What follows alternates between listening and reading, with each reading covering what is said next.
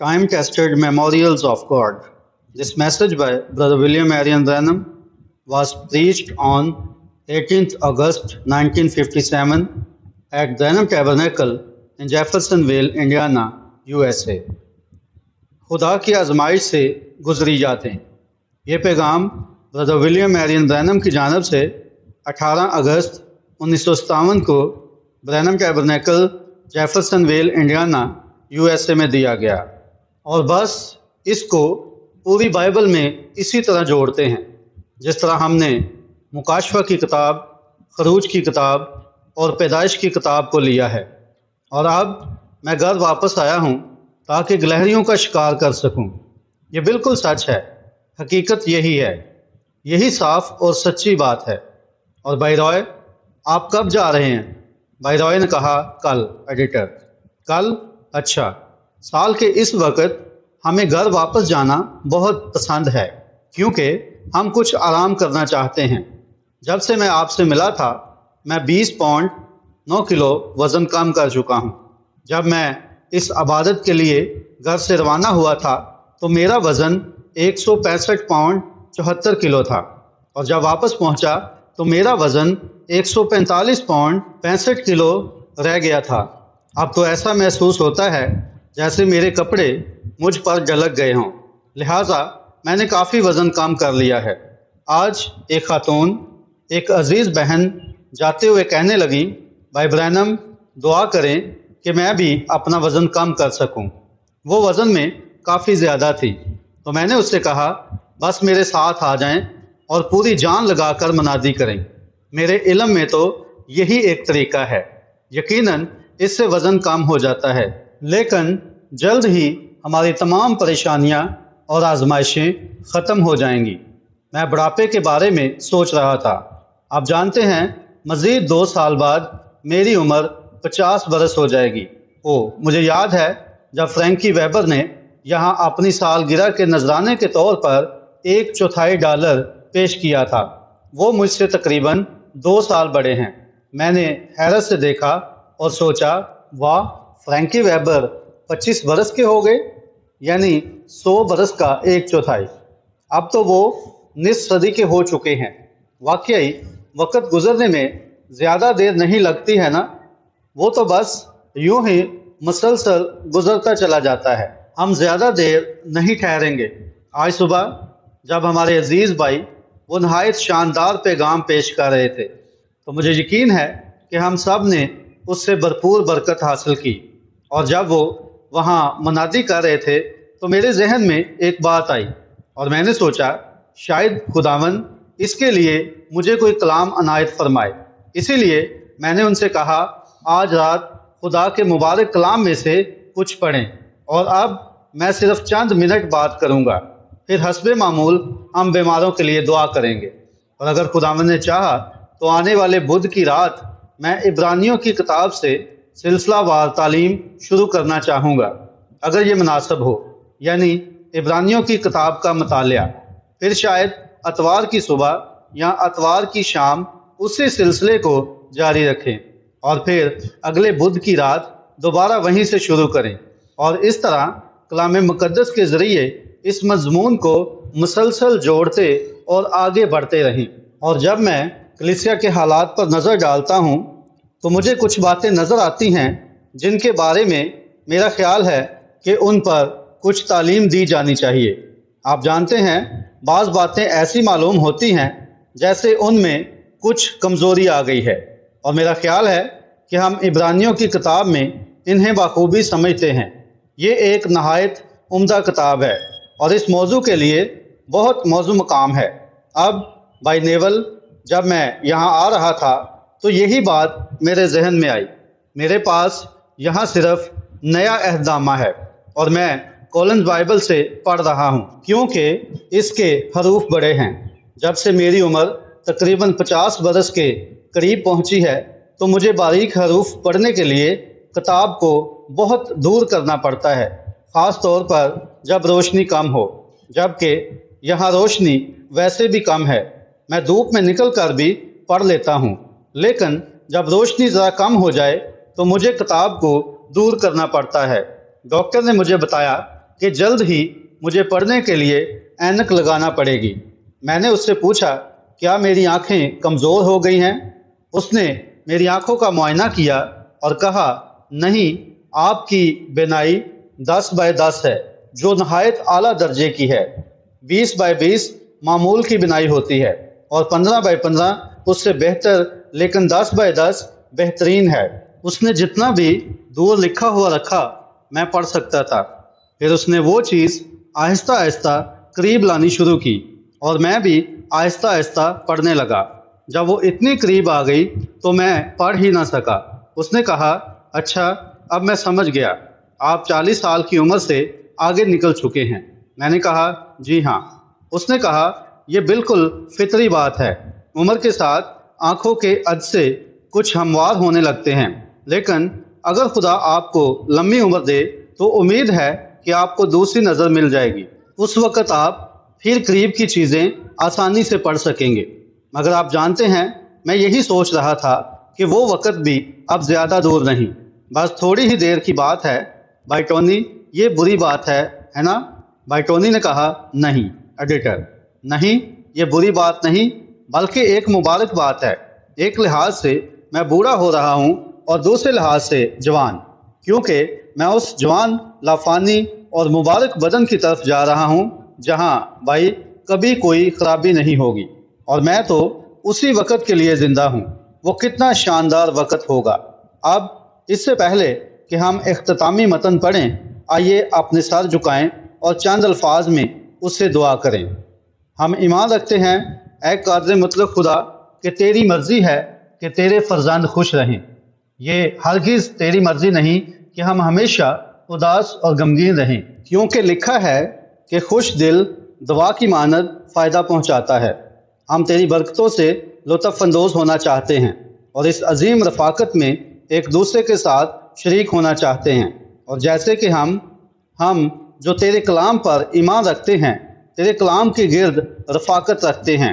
ہم یہاں صرف کوئی پیغام سننے کے لیے نہیں آئے، بلکہ تیرے کلام کی تلاوت اور منادی کے وسیلہ سے تیری عبادت کرنے اور تیرے ساتھ رفاقت رکھنے کے لیے آئے ہیں۔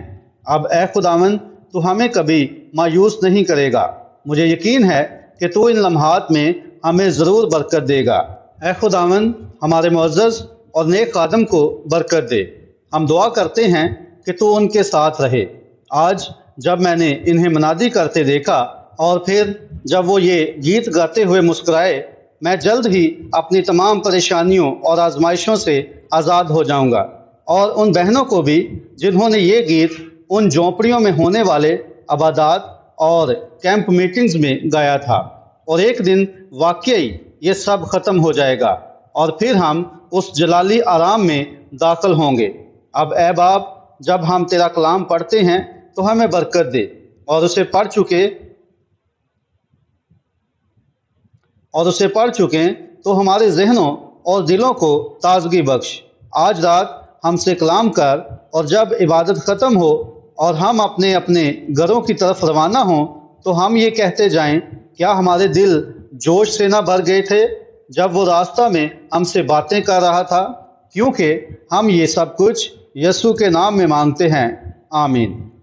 آج صبح ہمیں ایک نہایت عمدہ بشارتی پیغام سننے کو ملا، اور میں سوچ رہا تھا کہ بھائی نیول بچوں کو ضرورت سے زیادہ کھلانے کی بات کر رہے تھے، اور واقعی ایسا ہوتا ہے۔ لیکن آج رات ہم صرف کلیسیا کے لیے چند باتیں کریں گے۔ یہ صرف کلیسیا کے لیے ایک مختصر گفتگو ہے، اور میں نئے عہد نامہ میں سے ایک اور حوالہ پڑھنا چاہتا ہوں، متی کی انجیل 24 باب 35 آیت، جہاں یسوع فرماتے ہیں آسمان اور زمین ٹل جائیں گے لیکن میری باتیں ہرگز نہ ٹلیں گی۔ آج رات میرے موضوع کا عنوان ہے یادگاریں، خدا کی آزمائش سے گزری یادگاریں۔ میرے پاس چند اعلانات بھی ہیں۔ میرا خیال ہے کہ میں نے پہلے ذکر کیا تھا، اور یہاں بعض لوگ موجود ہیں کہ اگر خداوند نے چاہا تو آئندہ بدھ کی رات ہم عبرانیوں کے پہلے باب سے مطالعہ شروع کریں گے۔ میں اس کا خاص طور پر ذکر اس لیے کر رہا ہوں کہ میری خدمت کا طریقہ ایسا ہے کہ میں ایک جگہ ہوتا ہوں اور پھر خداوند مجھے کسی دوسری جگہ بلا لیتا ہے۔ آپ جانتے ہیں مجھے صرف اسی طرف جانا ہوتا ہے جیسے وہ مجھے بلاتا ہے۔ یہی وجہ ہے کہ میں بھائی اورل رابرٹس اور ان دوسرے خادموں کی طرح نہیں ہو سکتا جو اپنی عبادات 2 یا 3 سال پہلے ہی مقرر کر دیتے ہیں اور کہتے ہیں ہم فلاں وقت وہاں ہوں گے۔ وہ بڑے مضبوط ایمان والے لوگ ہیں، ان کے پاس اپنا پیغام ہے۔ خدا اپنی قربانی کی ایک یادگار کے طور پر ایک کلیسیا تعمیر کر رہا ہے۔ مسیح زمین پر بے مقصد مرنے کے لیے نہیں آیا تھا۔ اس کی موت ہرگز ضائع نہیں جائے گی۔ خدا ان پتھروں سے بھی ابراہیم کے لیے اولاد پیدا کر سکتا ہے اگر لوگ اس کے کلام کے مطابق زندگی نہ گزاریں، اگر وہ اسے قبول نہ کریں، اس پر غور نہ کریں اور یہ احساس نہ کریں کہ خدا نے انہیں کیسا عظیم تحفہ عطا کیا ہے، تو خدا پتھروں سے بھی ابراہیم کی اولاد پیدا کر سکتا ہے۔ یقیناً وہ ایسا کرے گا۔ اور جب میں اس کے بارے میں سوچتا ہوں اور اس عظیم قیمت کو یاد کرتا ہوں جو اس نے ادا کی۔ آج ہر شخص ہر چیز مفت میں چاہتا ہے۔ یہی آج امریکی طرز زندگی بن گئی ہے۔ ہر وہ چیز حاصل کرو جو بغیر قیمت کے مل جائے۔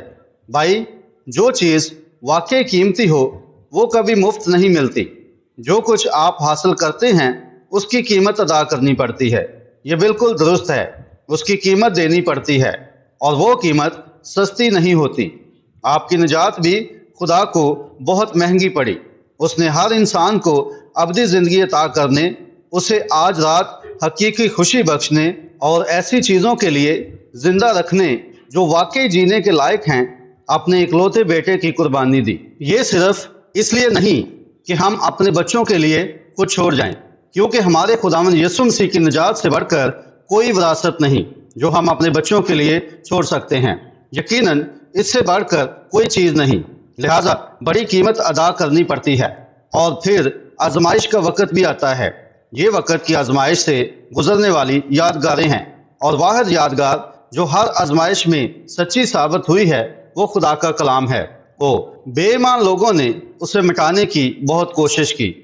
انہوں نے ہر ممکن طریقہ اختیار کیا، لیکن وہ کبھی مٹایا نہیں جا سکتا، وہ کبھی ناکام نہیں ہو سکتا۔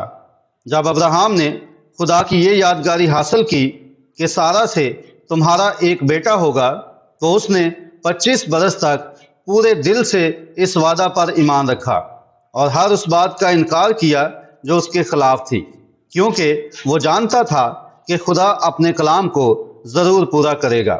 آج بھی بے ایمان لوگ اٹھتے ہیں اور بائبل کو مٹانے کی کوشش کرتے ہیں، لیکن بائبل کو ختم کرنے سے پہلے تمہیں وقت کو روکنا ہوگا۔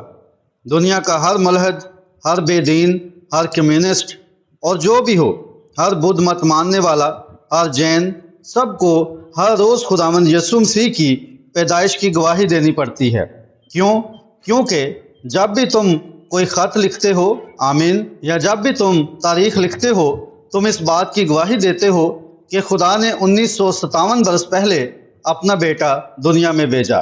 بھائی، تم اسے کبھی نہیں روک سکتے، یہ ہرگز نہیں ہو سکتا۔ آسمان اور زمین ٹل جائیں گے لیکن میرے الفاظ ہرگز نہیں ٹلیں گے۔ کچھ عرصہ پہلے میں نیو یارک میں تھا۔ وہاں سے میں ایک چھوٹے سے جزیرے پر گیا جہاں آزادی کا مجسمہ اسٹیچو آف لبرٹی واقع ہے، جو بہت سال پہلے فرانسیسی حکومت نے ریاست ہائے متحدہ کو تحفہ کے طور پر دیا تھا۔ اس کے ہاتھ میں ایک مشعل ہے۔ ہم اس کے بازو تک اوپر گئے جہاں ایک کھڑکی بنی ہوئی ہے۔ جب میں اس عظیم روشنی کو چمکتے ہوئے دیکھ رہا تھا تو میری نظر اس کے کنارے پر پڑی جہاں بہت سی چھوٹی چڑیاں مردہ پڑی ہوئی تھیں۔ میں نے رہنما سے پوچھا، یہ چڑیاں کیوں مری ہوئی پڑی ہیں؟ کیا یہ بجلی گرنے سے مر گئی ہیں؟ اس نے کہا، نہیں جناب، آج صبح ابھی تک ہم نے انہیں نہیں اٹھایا۔ پھر اس نے کہا، گزشتہ رات یہاں ایک شدید طوفان آیا تھا جو خلیج کے اوپر سے گزرا تھا۔ میں نے کہا، جی ہاں، مجھے معلوم ہے۔ اس نے کہا، یہ ننھی چڑیاں اس طوفان میں پھنس گئی تھی۔ پھر اس نے کہا، جب وہ اس روشنی کے قریب پہنچی تو انہوں نے اس روشنی کو بجھانے کی کوشش کی۔ دیکھیے، وہ بار بار شیشے سے ٹکراتی رہیں اور اپنے آپ کو مارتی رہیں۔ اور اس نے کہا، اس روشنی کو اپنی نجات کا ذریعہ بنانے کی بجائے وہ اسے بجھانے کی کوشش کرتی رہیں۔ پھر اچانک خدا نے مجھے ایک الہام بخشا۔ یہی حقیقت ہے، جو مرد اور عورتیں خدا کے نور کو بجھانے کی کوشش کرتے ہیں وہ دراصل اپنا ہی نقصان کر رہے ہوتے ہیں۔ جب یہ نور انہیں نجات کی راہ دکھانے کے لیے موجود ہے تو پھر وہ اسے قبول کر کے سلامتی کی طرف کیوں نہیں آتے، بجائے اس کے کہ اس کے خلاف لڑتے رہیں۔ وہ کوشش کرتے ہیں کہ اس کا انکار کریں اور کہتے ہیں معجزات کے دن گزر چکے ہیں، الہی شفا جیسی کوئی چیز نہیں، دل کی گہرائی سے ملنے والی نجات کا کوئی وجود نہیں۔ وہ صرف ستون سے اپنا سر چکراتے رہتے ہیں، لیکن جب تک وہ ایسا کرتے رہیں گے خدا کی عظیم کلیسیا آگے اور اوپر بڑھتی رہے گی جتنی قوت سے بڑھ سکتی ہے۔ لوگ اٹھیں گے، اپنے بارے میں مختلف دعوے کریں گے، ناکام ہوں گے اور بہت کچھ ہوگا، لیکن خدا کی کلیسیا اور خدا کا کلام مسلسل آگے بڑھتے رہیں گے کیونکہ وہ صحیح قسم کے مواد سے تعمیر کی گئی ہے۔ کچھ عرصہ پہلے آسٹریلیا میں وہ عظیم ملک جو برطانوی سلطنت کے زیر اقتدار تھا، بالکل جنوبی افریقہ کی طرح سمندر کے اس پار واقع ہے۔ سڈنی شہر میں جو ایک خوبصورت خلیج کے گرد آباد ہے، شاید بائبیلر اس کے بارے میں مجھ سے زیادہ جانتے ہوں۔ وہاں انہوں نے شمالی سڈنی کو جنوبی سڈنی سے ملانے کے لیے ایک بہت بڑا پل تعمیر کرنے کا ارادہ کیا۔ پورے ملک میں اعلان کیا گیا کہ ماہر معمار اور پل بنانے والے آئیں اور اس منصوبے کو مکمل کریں، لیکن کسی نے بھی یہ ذمہ داری قبول نہ کی۔ کسی میں ہمت نہ ہوئی، کیونکہ جب وہ وہاں پہنچے تو معلوم ہوا کہ سمندر کی طے حرکت کرنے والی ریت پر مشتمل ہے۔ وہ دلدلی ریت تھی جس پر کوئی مضبوط بنیاد قائم نہیں رہ سکتی تھی۔ انہوں نے بار بار جانچ کی، پیمائش کی اور ہر ممکن تحقیق کی، لیکن آخر کار سب نے کہا ہم ایسا پل بنانے کی کوشش بھی نہیں کریں گے، یہ ناممکن ہے۔ کچھ دیر بعد انگلینڈ سے ایک نوجوان معمار وہاں آیا۔ وہ ایک مشہور اور معتبر شخص تھا اور اس کی نہایت اچھی شہرت تھی۔ مجھے یہ بات بہت پسند ہے۔ مجھے ایسا شخص پسند ہے جس کی اچھی نیک نامی ہو۔ ضروری نہیں کہ آدمی بہت بڑا ہو، ممکن ہے آپ ایک غریب انسان ہوں جو کسی تنگ گلی میں رہتا ہو، لیکن آپ کی عزت اور نیک نامی کسی بڑے بادشاہ یا حکمران سے کہیں بہتر ہو سکتی ہے۔ یقیناً ضروری نہیں کہ آپ دولت مند ہوں، آپ کے پاس صرف ایک نیک نامی ہونی چاہیے۔ آپ کی نیک نامی ہی بتاتی ہے کہ آپ کون ہیں، اور آپ کا کردار ہی آپ کی اصل پہچان بنتا ہے۔ یہی آپ کی شہرت کو جنم دیتا ہے اور لوگ آپ کو آپ کی نیک نامی سے پہچانتے ہیں۔ وہ شخص وہاں بڑی عزت کے ساتھ گیا اور اس نے پوری صورتحال کا بغور جائزہ لیا۔ کئی دن تک دریا کے کناروں پر چلتا رہا۔ اس نے ہر چیز کا مطالعہ کیا، جانچ کی، پیمائش کی اور چاروں طرف اچھی طرح دیکھا۔ پھر آخر کار وہ شہر کے میئر کے پاس گیا اور کہا میں یہ نوکری قبول کرتا ہوں۔ میئر نے کہا جناب کیا آپ جانتے ہیں آپ کس ذمہ داری کو قبول کر رہے ہیں؟ اس نے جواب دیا جی ہاں میں اسے پوری طرح سمجھتا ہوں۔ اس میئر نے کہا لیکن دنیا کے عظیم معمار، امریکہ کے ماہر انجینئر اور مختلف ممالک کے مشہور پل ساز یہاں آ چکے ہیں اور سب اس کام سے خوف زدہ ہو کر واپس چلے گئے ہیں۔ اس نے کہا جناب لیکن میں اس کام سے نہیں ڈرتا، میں یہ ذمہ داری قبول کرتا ہوں۔ میں جانتا ہوں کہ پل بنانے والے کی حیثیت سے میری شہرت پوری دنیا میں ہے، لیکن میں اپنی پوری شہرت، نیک نامی اس بات پر دو پر لگاتا ہوں کہ میں یہ پل ضرور تعمیر کر سکتا ہوں۔ اس کے پاس ایک رویا تھی۔ کسی بھی انسان کے لیے شہرت حاصل کرنے سے پہلے ضروری ہے کہ اس کے پاس اس کام کی واضح رویا ہو جسے وہ انجام دینے جا رہا ہے۔ خداوند مبارک ہو۔ یہی وجہ ہے کہ ہمارے لیے ایک آسمان موجود ہے جہاں ہم جائیں گے۔ اسی لیے ہم مسیحی ہونے کی ایک اچھی شہرت رکھ سکتے ہیں کیونکہ ہم جانتے ہیں کہ اس عمارت میں کون سا مواد استعمال ہوا ہے۔ بالکل درست، اس عمارت میں یسوع مسیح کا خون شامل ہے۔ جی ہاں، اس کا بہایا ہوا قیمتی خون تمام گناہوں کو دھو چکا ہے۔ اس نے مجھے جہنم کی گلیوں سے نکال کر اپنا خادم بنا لیا، اسی لیے میں اس پر ایمان رکھتا ہوں۔ میں موت سے نکل کر زندگی میں داخل ہو چکا ہوں، اور ہر ایماندار نے یہی تجربہ کیا ہے، کیونکہ اس نے اس عظیم معمار اور اس عظیم منصوبہ ساز پر اپنا کامل بھروسہ رکھا ہے۔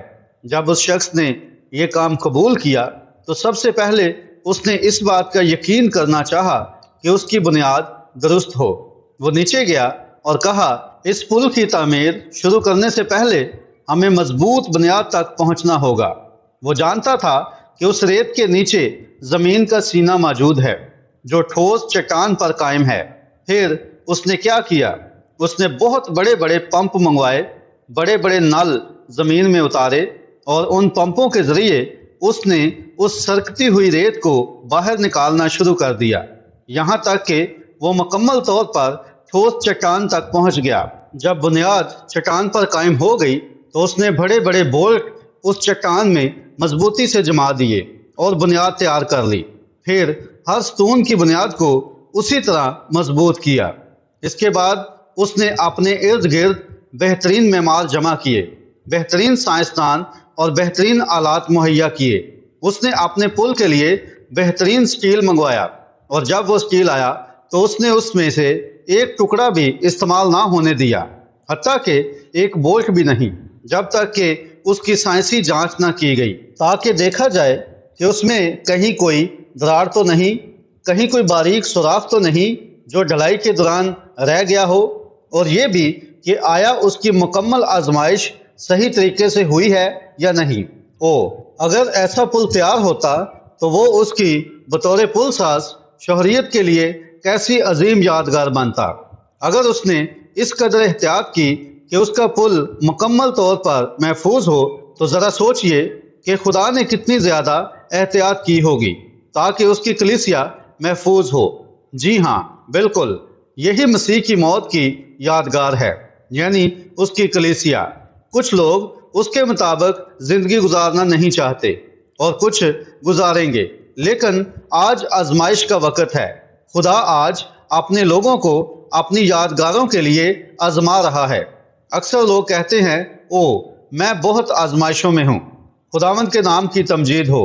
ان آزمائشوں کے لیے پالوس نے فرمایا، جب میں کمزور ہوتا ہوں اسی وقت طاقتور ہوتا ہوں۔ اور ہر وہ شخص جو خدا کے پاس آتا ہے پہلے اس کا آزمایا جانا اور پرکھا جانا ضروری ہے۔ یہ آزمائشیں آپ کے لیے خالص سونے سے بھی زیادہ قیمتی اور عزیز ثابت ہوتی ہیں۔ یہ آزمائش کا وقت ہے۔ بہت سال پہلے جب پگھلانے کی جدید بٹیاں موجود نہیں تھیں تو لوگ سونے کو صاف کرنے کے لیے ایک خاص طریقہ اختیار کرتے تھے۔ وہ کیسے جانتے تھے کہ سونا خالص ہو گیا ہے؟ جب اس میں سے تمام میل کچیل نکل جاتی تھی اور لوہے کی ملاوٹ یعنی فالس گولڈ یعنی جعلی سونا سب الگ ہو جاتا تھا۔ وہ سونے کو بار بار ہتھوڑے سے کوٹتے، پھر اسے الٹتے، پھر دوبارہ کوٹتے، اور یہ عمل اس وقت تک جاری رکھتے جب تک کہ کوٹنے والا شخص سونے میں اپنی ہی صورت کا عکس نہ دیکھ لیتا۔ خدا اپنی کلیسیا کے ساتھ بھی یہی کرتا ہے۔ وہ آپ کو آزمائش پر آزمائش، امتحان پر امتحان، پھر آزمائش، پھر امتحان سے گزارتا ہے، یہاں تک کہ مسیح کی زندگی آپ کی زندگی میں منعکس ہونے لگتی ہے، یہاں تک کہ آپ پرسکون، سنجیدہ، حلیم، نرم مزاج، فروتن، فرما بردار، تیار اور رضامند بن جاتے ہیں۔ پھر آپ دنیا کی چیزوں سے اپنی نگاہ ہٹا کر سیدھا کلوری کی طرف دیکھتے ہیں، اس کی طرف جو یہ سب آزمائشیں آنے دیتا ہے۔ بہت مرتبہ آپ کو یہ سب عجیب معلوم ہوتا ہے، کیونکہ جب سخت آزمائشیں، بیماریاں اور اعزار ثانیاں آتی ہیں، لیکن یہ سب صرف اس لیے ہوتا ہے کہ آپ کے اندر سے میل کچیل نکال دی جائے، آپ کے اندر کی آلودگی دور کی جائے، آپ کی سستی ختم کی جائے، آپ کو بیدار کیا جائے، تاکہ آپ اس مقام تک پہنچ جائیں جہاں آپ مسیح کا عکس دیکھ سکیں، یا دوسرے لوگ آپ کے اندر مسیح کا عکس دیکھ سکیں۔ مسیح جو تم میں ہے جلال کی امید ہے۔ اس نے ہر ایک حصے کو آزمایا۔ آخر کار اس نے ایک بوٹ لگانے سے پہلے بھی اس نے اس کی جانچ کی۔ اس نے ہر چیز کو پرکھا۔ پھر جب سب کچھ مکمل ہو گیا تو ٹھٹھا کرنے والے کھڑے ہو کر کہنے لگے، یہ قائم نہیں رہے گا، یہ ممکن نہیں۔ آج بھی لوگ یہی کہتے ہیں، یہ روح القدس کا مذہب جس کی تم بات کرتے ہو زیادہ دیر نہیں چلے گا، یہ درخت جلد جل کر ختم ہو جائے گا، لیکن یہ جلتا نہیں۔ آگ تو اسے اور بھی سیراب کرتی ہے، وہ ہمیں نئی امید بخشتی ہے، وہ صرف ہمیں مزید مضبوط بناتی ہے۔ ہر آزمائش، ہر امتحان، جب بھی ہوا کسی درخت کو جھنجھوڑتی ہے، اسے ادھر ادھر ہلاتی ہے، تو وہ صرف اس کی جڑوں کو ڈھیلا کرتی ہے تاکہ وہ اور گہری ہو جائیں اور زمین میں مضبوطی سے جم جائیں۔ اسی طرح جب بھی بیماری آپ کے گھر پر حملہ کرتی ہے، جب بھی کوئی آزمائش آپ کے گھر پر آتی ہے، جب بھی پڑوسی آپ کے خلاف کوئی بری بات کہتا ہے، تو وہ صرف آپ کو جھنجھوڑتی ہے، آپ کو ڈھیلا کرتی ہے تاکہ آپ اور گہرائی میں جا کر خدا کی ابدی غیر متزلزل چٹان یعنی اس کے کلام کو مضبوطی سے تھام لیں۔ خدا یہی طریقہ اختیار کرتا ہے، وہ یہ آزمائشیں بھیجتا ہے تاکہ آپ کو پرکھے، آپ کو ثابت کرے، آپ کو جھنجھوڑے اور آپ کو ایک نئی مضبوط گرفت عطا کرے۔ پھر ہم دیکھتے ہیں کہ جب اس نے یہ سب کچھ مکمل کر لیا تو تنقید کرنے والے پھر کھڑے ہو کر کہنے لگے، یہ کام نہیں کرے گا۔ لیکن کیا ہوا؟ اس معمار کو یقین تھا کہ اس کا پل قائم رہے گا۔ وہ جانتا تھا کہ ایسا ہی ہوگا کیونکہ اس کی پوری طرح آزمائش کی جا چکی تھی۔ یہی وجہ ہے کہ خدا نے فرمایا، میں اپنے لیے ایسی کلیسیا تیار کروں گا جس میں نہ داغ ہوگا نہ جری۔ آمین۔ وہ آزمائشوں سے گزر چکی ہوگی، اور ہر وہ شخص جو خدا کے پاس آتا ہے اس کا آزمایا جانا ضروری ہے۔ جب اس عظیم یادگار کا افتتاح ہونے والا تھا اور پل کے دونوں سروں سے تعمیر کا کام مکمل ہو کر درمیانے خلیج میں آ ملا، تو اس شخص نے جس نے وہ پل تعمیر کیا تھا کہا، میں کسی آدمی کو مجبور نہیں کروں گا۔ تمام انجینئر اور معمار وہاں کھڑے تھے۔ انہوں نے کہا، جو ہی اس پل پر ذرا سی لرزش آئے گی یہ فوراً گر جائے گا، یہ بہت خطرناک ہے۔ یہاں تک کہ کسی انشورنس کمپنی نے بھی اس پل کا بیمہ کرنے سے انکار کر دیا، لیکن اسے کسی بیمہ یا انشورنس کی ضرورت ہی نہ تھی۔ اس نے کہا، میرا پل قائم رہے گا۔ اسے پورا یقین تھا۔ اب اس یقین کی آزمائش ہونا ضروری تھی کیونکہ اس کی شہرت دو پر لگی ہوئی تھی۔ یقیناً ایسا ہی تھا، اور اگر وہ پل قائم رہتا تو وہ اس کی ایک یادگار بن جاتا۔ یہی وجہ ہے کہ میں جانتا ہوں کہ وہ قدیم زمانے کی خدا کی عطا کردہ دل کی گہرائی سے ملنے والی نجات ہمیشہ قائم رہے گی، کیونکہ اس پر مسیح کی شہرت قائم ہے۔ وہ ہمیں ایسی کوئی چیز نہیں دیتا کہ جس سے ہم اپنی کلیسیا انسانی ساختہ الہیات پر تعمیر کریں، یا کسی اسکول کی تعلیم پر، یا پھر ویسا ہی کوئی سیمنری قائم کریں جیسا آج صبح وہ بنانا چاہتے تھے تاکہ وہاں سے منادی کرنے والے تیار ہوں۔ حقیقی منادی کرنے والا خدا کے فضل کے اسکول سے آتا ہے، خدا کی بلاہٹ سے آتا ہے، اور وہ وقت کی آزمائش سے ثابت شدہ ہوتا ہے۔ بالکل درست، وہ قائم رہے گا۔ خدا کو آپ پر بھروسہ ہے اور ہمیں اس پر بھروسہ ہے، وہ پل ضرور قائم رہے گا۔ قدیم شاعر نے کہا تھا، میرا لنگر پردہ کے اندر مضبوطی سے قائم ہے۔ ہر تیز اور طوفان آندھی میں بھی میرا لنگر پردہ کے اندر مضبوطی سے قائم رہے گا۔ شاید ہم یہ نہ جانتے ہوں کہ ہمیں کیا چیز سنبھالے ہوئے ہے، لیکن کوئی نہ کوئی چیز ضرور ہمیں تھامے ہوئے ہے۔ بالکل درست، وہ لنگر اس محفوظ بندرگاہ میں مضبوطی سے جمع ہوا ہے، اور نجات کی ایک رسی ہے جو انسان کے دل کو مضبوطی سے تھامے رکھتی ہے، یہاں تک کہ جو شخص واقعی نئے سرے سے پیدا ہو چکا ہے وہ موت سے نکل کر زندگی میں داخل ہو گیا ہے۔ جہنم کے تمام شیاطین بھی اسے اس حقیقت پر شک نہیں دلا سکتے۔ اس کے اندر کوئی ایسی چیز ہے جو اسے مضبوطی سے تھامے ہوئے ہے، چاہے طوفان آئے، چاہے وہ ہلے، چاہے لرزے۔ آمین۔ وہ ہر بار قائم رہے گا کیونکہ وہ مسیح یسوع میں قائم ہے۔ پھر اس شخص نے کہا میں کسی سے بھی نہیں کہوں گا بلکہ میں خود سب سے پہلے جاؤں گا۔ شہر کا میئر آگے بڑھا اور کہا جناب مجھے یقیناً آپ کے پل پر پورا بھروسہ ہے۔ اس نے جواب دیا اگر آپ کو میرے پل پر بھروسہ ہے تو میرے پیچھے آئیے، ٹھیک ہے اب اسے آزمائش میں ڈال دیجئے۔ میئر نے کہا اس مقررہ صبح میری گاڑی وہاں موجود ہوگی، میں آپ کے ساتھ چلوں گا۔ پھر ریلوے کمپنی نے فون کیا اور کہا جناب ہمیں بھی آپ کے پل پر پورا اعتماد ہے، ہم بھی۔ اس نے کہا اگر واقعی تمہیں میرے پل پر پورا اعتماد ہے تو 4 بھرے ہوئے انجن لے آؤ اور انہیں پل پر کھڑا کر دو۔ اگر تمہیں یقین ہے کہ یہ اچھی طرح آزمایا اور پرکھا جا چکا ہے تو میرے ساتھ آؤ۔ اگر تم واقعی ایمان رکھتے ہو تو میرے ساتھ چل کر اس پر گزرو۔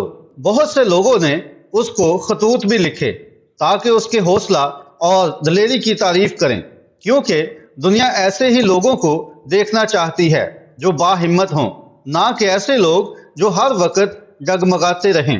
اگر آپ یہ سمجھتے ہیں کہ صرف چرچ جا کر کبھی کبھار آمین کہہ دینے، تھوڑا سا للکارنے، اپنا نام چرچ کے رجسٹر میں لکھوا دینے اور پھر واپس جا کر شیطان کی طرح زندگی گزارنے سے کام چل جائے گا تو آپ کے اپنے اعمال ہی ثابت کرتے ہیں کہ آپ حقیقت میں کیا ہیں۔ آپ کا کردار خود ہی آپ کی گواہی دے چکا۔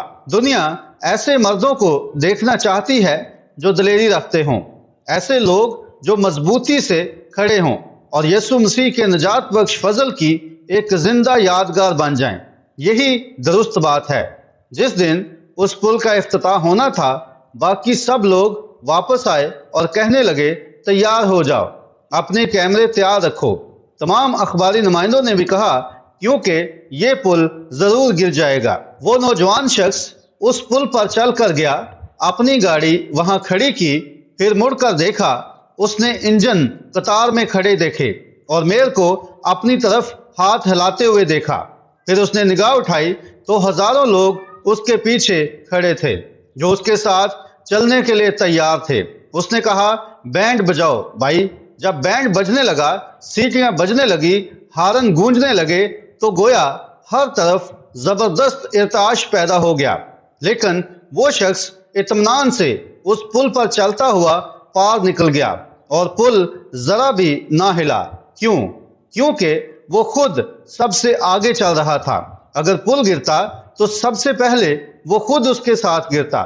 یسوع مسیح جلال سے آسمان سے اس زمین پر ایک کلیسیا تعمیر کرنے کے لیے آئے، اور جس مواد کو وہ اپنی کلیسیا میں استعمال کر رہے ہیں وہ وقت کی آزمائش سے گزر چکا ہوا مواد ہے۔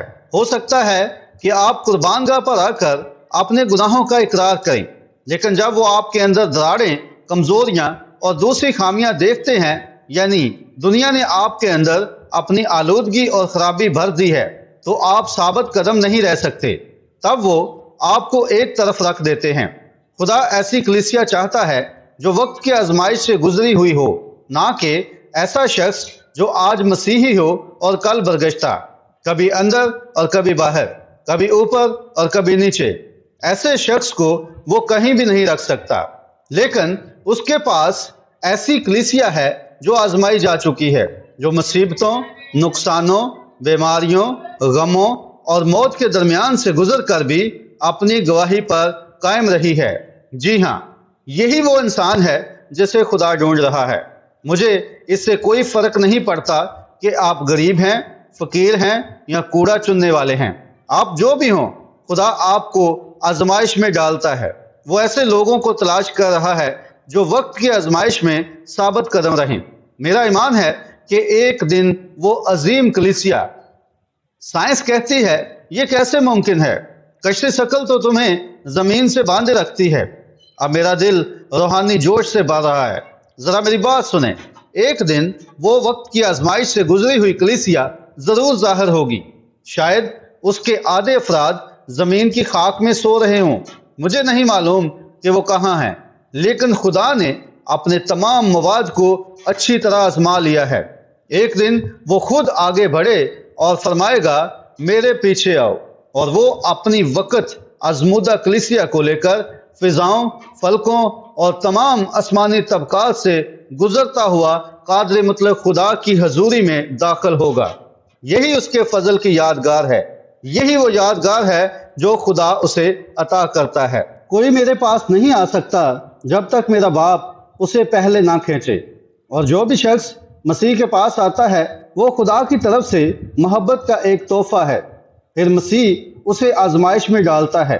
اگر وہ آزمائش میں ثابت قدم رہتا ہے تو وہ اسے اس پل میں مضبوطی سے نصب کر دیتا ہے، اسے اچھی طرح جما دیتا ہے، اس کی جگہ مقرر کرتا ہے اور اسے وہاں قائم کر دیتا ہے، کیونکہ وہ جانتا ہے کہ وہ آخر تک قائم رہے گا۔ آمین۔ وقت کی آزمائش سے گزرا ہوا مواد۔ اس چٹان پر، نہ کہ کسی جذباتی جوش کی چٹان پر، نہ کسی وقتی جذبات کے ڈھیر پر، نہ کلیسیائی الہیات پر، نہ کسی فرقہ بندی پر، بلکہ اس مضبوط چٹان پر، یعنی مسیح کے کلام پر، میں اپنی کلیسیا تعمیر کروں گا، اور جہنم کے دروازے اس پر غالب نہ آئیں گے۔ وہ ہمیشہ قائم رہے گی۔ فرشتوں کی حضوری میں وہ اس کے فضل کی ایک یادگار ہوگی۔ جب ایک دن فرشتے اس سے پوچھیں گے آپ زمین پر کیوں گئے تھے، تو وہ اس کلیسیا کو پیش کرے گا جو بے عیب، بے داغ اور بغیر شکن کے ہوگی۔ یہی وہ مواد ہے، یہی وہ چیز ہے، یہی اس کی شہرت ہے۔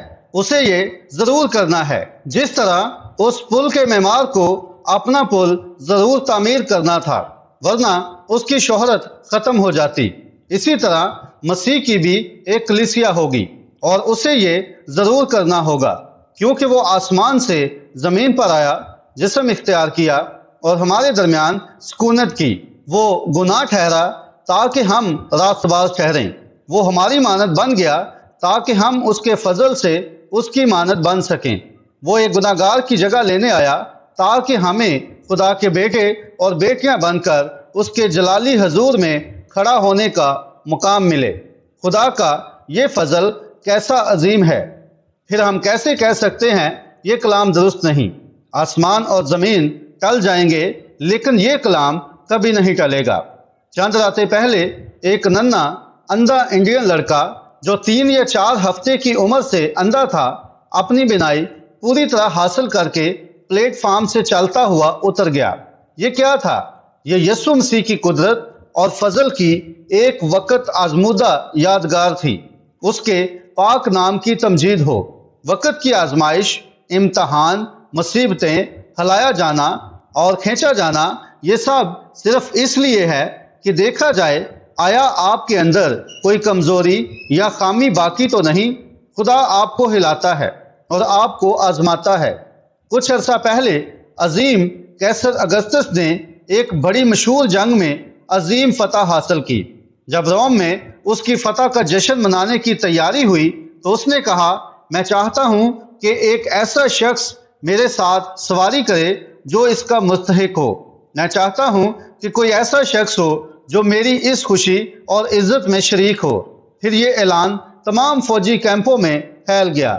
تمام افسران نے اپنے اپنے پر سنوارے، اپنی تلواریں چمکائیں، اپنی زرہیں خوب روشن کی، سیدھے کھڑے ہونے اور اپنے بادشاہ کو مخصوص انداز میں سلام کرنے کی مشق کرنے لگے۔ پھر ایک ایک کر کے سب اس کے سامنے آئے۔ ہر افسر اپنی چمکتی ہوئی زرہ پہن کر اس کے سامنے آتا، جبکہ قیصر اپنے تخت پر بیٹھا دیکھ رہا تھا۔ پھر ایک افسر اپنی شاندار پردار ٹوپی کے ساتھ آیا، سلام کیا، قیصر نے سر ہلایا اور وہ چلا گیا۔ پھر دوسرا آیا، اس نے بھی سلام کیا، قیصر نے پھر سر ہلایا اور وہ بھی واپس چلا گیا۔ یوں ایک کے بعد ایک سپاہی آتے رہے۔ آخر میں قطار کے آخر سے نکلتا ہوا ایک معمولی سپاہی آیا۔ اس کے پاس نہ کوئی ڈھال تھی جسے وہ چمکاتا، نہ کوئی پر تھے جسے وہ سنوارتا۔ وہ قیصر کے سامنے آیا۔ اسے صحیح فوجی سلام کرنا بھی نہیں آتا تھا۔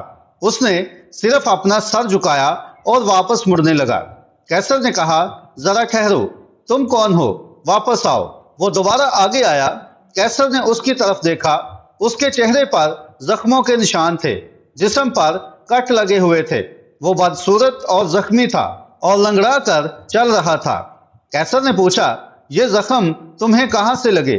اس نے جواب دیا، میرے آقا قیصر، جنگ کے میدان میں آپ کے لیے لڑتے ہوئے۔ قیصر نے کہا میرے پاس اوپر آ کر بیٹھ جاؤ، تم ہی وہ شخص ہو جو آزمایا گیا اور ثابت ہوا ہے۔ بھائی، یہ پر سنوارنے کا وقت نہیں ہے، نہ ہی صرف تعلیم حاصل کرنے کا زمانہ ہے، یہ آزمائش کا وقت ہے۔ یہ وہ وقت ہے جو خدا اپنی کلیسیا کو آزما رہا ہے تاکہ سخت امتحانوں، جنگوں اور روحانی لڑائیوں کے زخموں کے نشان دیکھ سکے۔ یہی وہ شخص ہے جو اس کے پہلو میں سواری کرے گا۔ کس طرح سے الیشا کو نبی کی چادر پہننے سے پہلے کس قدر آزمایا اور پرکھا گیا۔ جب ایلیا نے اپنی چادر پھینکی اور اس کے کندھوں پر ڈالی تو اسے صحیح شخص ہونا ضروری تھا۔ الیشا کھیت میں ہل چلا رہا تھا اور خدا نے فرمایا یہی وہ شخص ہے، یہی وہ شخص ہے جو اس لباس کو پہن سکتا ہے، یہی وہ شخص ہے جو اس چادر کا اہل ہے، یہی تمہاری جگہ لے گا۔ خداوند کے نام کی تمجید ہو۔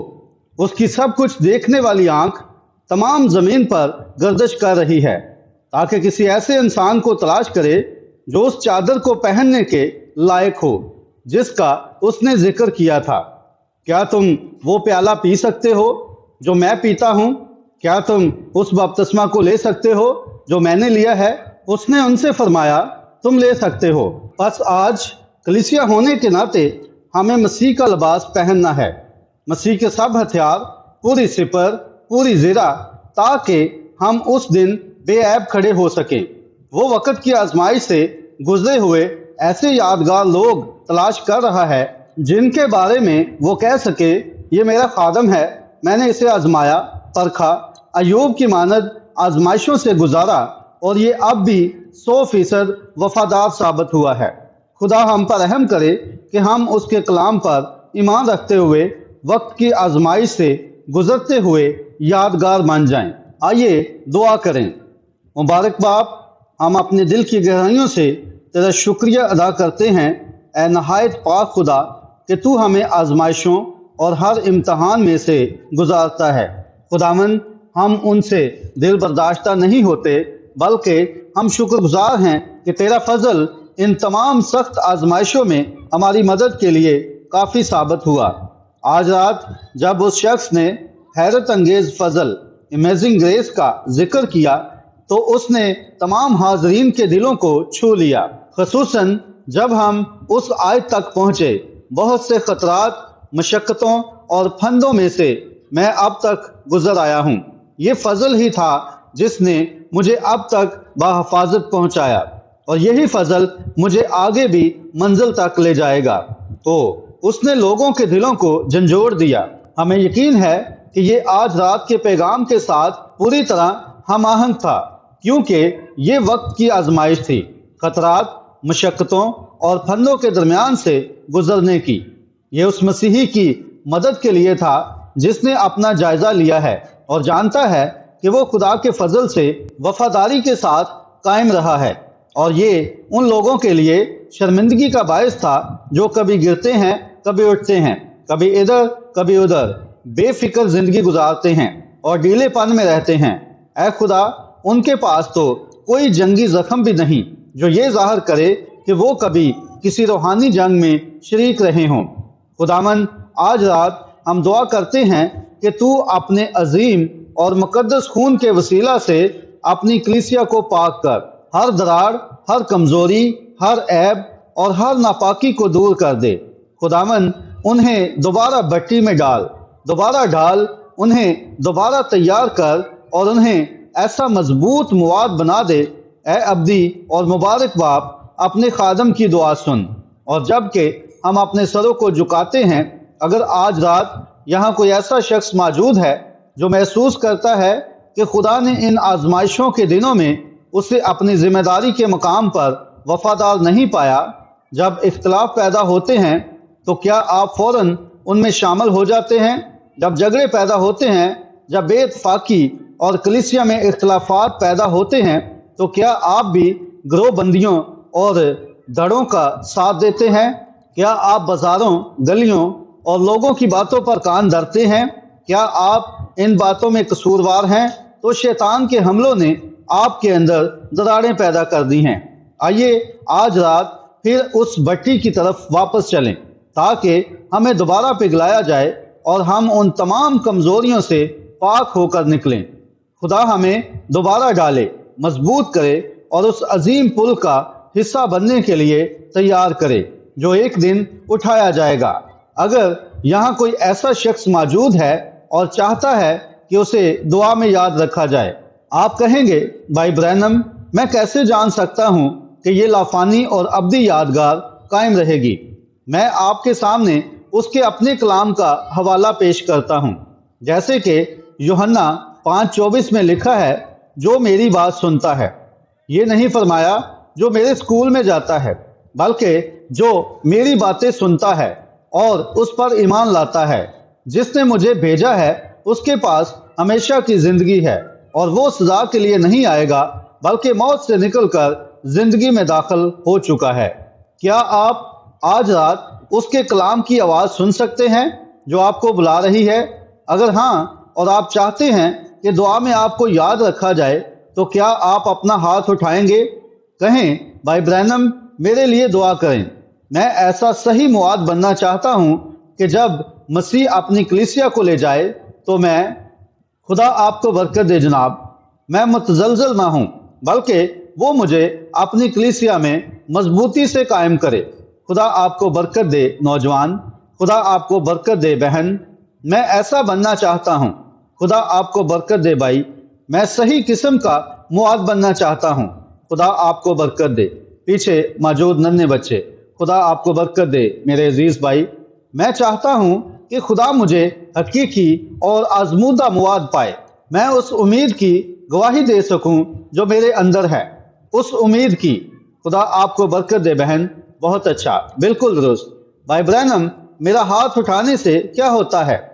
آپ موت سے نکل کر زندگی میں داخل ہو جاتے ہیں، یہی ہوتا ہے۔ اس لمحہ آپ کشش ثقل کے ہر قانون کو توڑ دیتے ہیں۔ دیکھیے اگر آپ صرف موم کا ایک مجسمہ ہوتے تو وہاں بیٹھا ہوتا تو آپ کبھی اپنا ہاتھ نہ اٹھا سکتے، آپ ایسا کر ہی نہیں سکتے تھے، لیکن آپ کا ہاتھ اٹھانا ظاہر کرتا ہے کہ آپ کے اندر ایک روح موجود ہے اور اس روح نے خدا کی روح کی آواز کو سنا ہے۔ پھر آپ کے اندر موجود اس روح نے ایک فیصلہ کیا ہے اور یوں وہ سائنس کو بھی جھٹلا دیتی ہے، کشش ثقل کے قانون کو بھی چیلنج کر دیتی ہے۔ آپ کا ہاتھ اٹھ جاتا ہے اور یہ ظاہر کرتا ہے کہ آپ کے اندر ایک زندہ روح ہے جو آپ کا ہاتھ اٹھا سکتی ہے۔ اگر آپ روحانی طور پر مردہ ہوتے تو آپ ایسا نہ کر سکتے، لیکن آپ زندگی میں داخل ہو چکے ہیں، کچھ نہ کچھ ضرور واقعہ ہوا ہے۔ اگر آپ گناہ اور خطاؤں میں مردہ ہوتے تو خدا اب آپ سے کلام نہ کر سکتا اور آپ کا ہاتھ نیچے ہی رہتا، لیکن اگر آپ گناہ اور خطاؤں میں مردہ نہیں ہیں اور خدا آپ سے کلام کرتا ہے اور آپ زندگی کو قبول کرتے ہیں تو آپ اپنا ہاتھ اٹھاتے ہیں۔ دیکھیے یہ ظاہر کرتا ہے کہ زندگی نے ایک فیصلہ کر لیا ہے اور آپ نے مسیح کو قبول کر لیا ہے۔ اگر آپ دل سے اس کا اقرار کرتے ہیں تو آپ موت سے نکل کر زندگی میں داخل ہو چکے ہیں۔ اب جب آپ اپنا ہاتھ اٹھاتے ہیں تو پوری سنجیدگی سے کہیں، اے خدا مجھ پر رحم فرما، مجھے ویسا بنا جیسا مجھے ہونا چاہیے اور میں ساری زندگی تیری خدمت کروں گا۔ میں چاہتا ہوں کہ اس دن تیار پایا جاؤں۔ خدا آپ کو برکت دے میرے عزیز بھائی جو میرے پیچھے کھڑے ہیں، خدا آپ کو برکت دے نوجوان، خدا آپ کو برکت دے بھائی، خدا آپ کے ساتھ ہو، خدا آپ کو برکت دے عزیز۔ ٹھیک ہے، کیا کوئی اور بھی ہے؟ خدا آپ کو برکت دے بھائی رائے، خداوند آپ کے ساتھ ہو۔ جی ہاں، خداوند مجھے اپنے حضور میں قابل پا، مجھے قابل پا۔ خدا آپ کو برکت دے میرے بھائی جو بہت پیچھے ہیں، یقیناً خدا آپ کو دیکھ رہا ہے۔ خوش رہیں۔ کیا کوئی اور بھی ہے جو چاہتا ہے کہ اس وقت دعا میں اسے یاد رکھا جائے؟ مجھے اچھا، آئیے۔